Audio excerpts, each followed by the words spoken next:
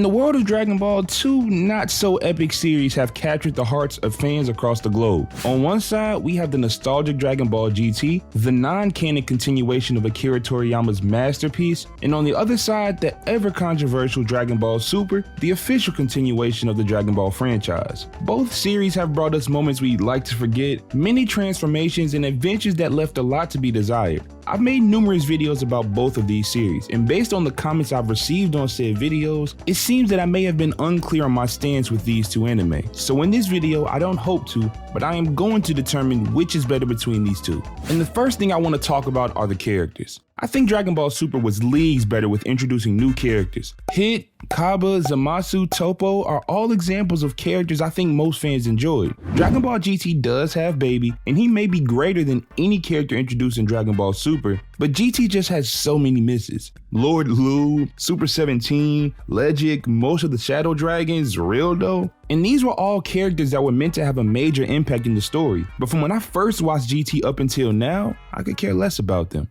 I genuinely don't think anyone prefers the GT characters over the characters in Super, but there may be people that prefer GT's transformations over Super's. And anytime this point is brought up, it's really just a conversation about Super Saiyan 4. And as much as I love that form, it can't stand up to all of Super's transformations by itself. Yes, I've expressed my distaste for Ultra Instinct, and I think Super Saiyan Blue was introduced far too quickly, but those forms along with Super Saiyan God, Super Saiyan Rage, Kale's different forms, Blue Evolution, Toppo's transformations is just too much. So even if you don't like any of those forms individually more than Super Saiyan 4, as a collective it really isn't a conversation. Now I know I've been beating up on Dragon Ball GT, but for you GT fans out there, this next part is for you. I can't remember exactly which one it was in, I think it was the One Piece one, but in one of my Versus videos, I said that I don't think you can truly be invested in a story until you have some kind of emotional reaction towards it. Anger, sadness, joy, it doesn't matter. And I do think GT was better with getting an emotional reaction out of me than Super. It wasn't very often, but Dragon Ball Super didn't do it at all. When the Earth was about to explode and Piccolo stayed so he could die too,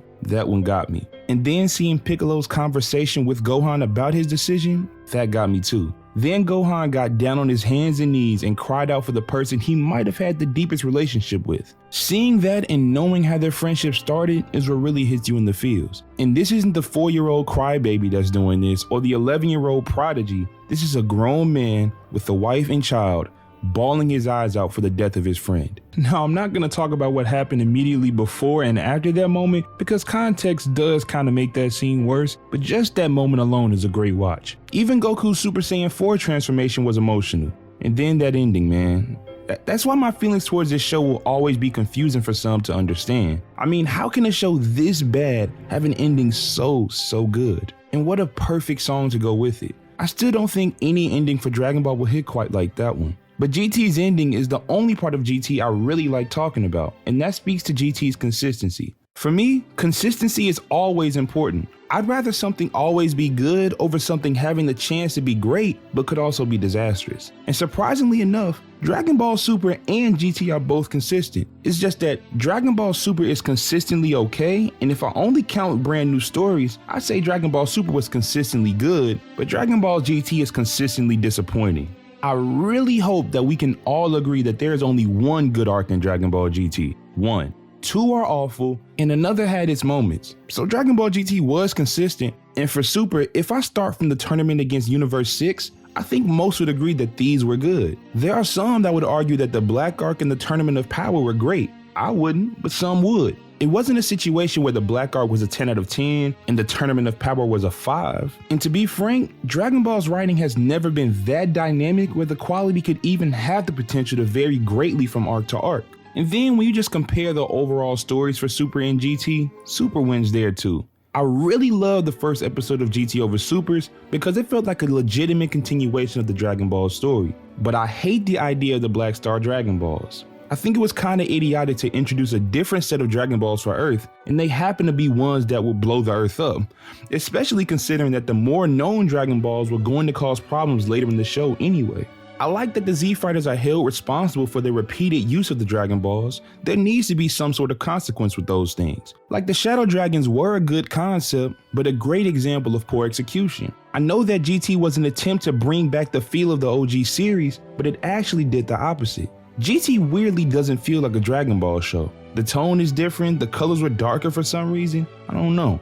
And then most of the stories were just revenge based. The Black Star Dragon Ball's arc was about finding them so they could save the Earth, but they were only used because of what Goku did to the Pilaf gang. The Baby arc is about revenge, Super 17 is about revenge, and in a weird way, the Shadow Dragon arc was about revenge as well.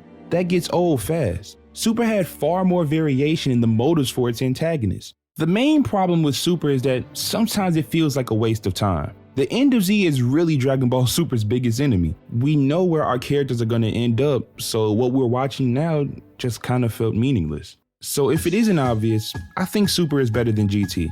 I'll say it one more time. Super is better than GT. GT's ending has a special place in my heart, so I like GT more because of that, but I do not think it's better than Super. I actually don't think it's close. I'll give GT this though.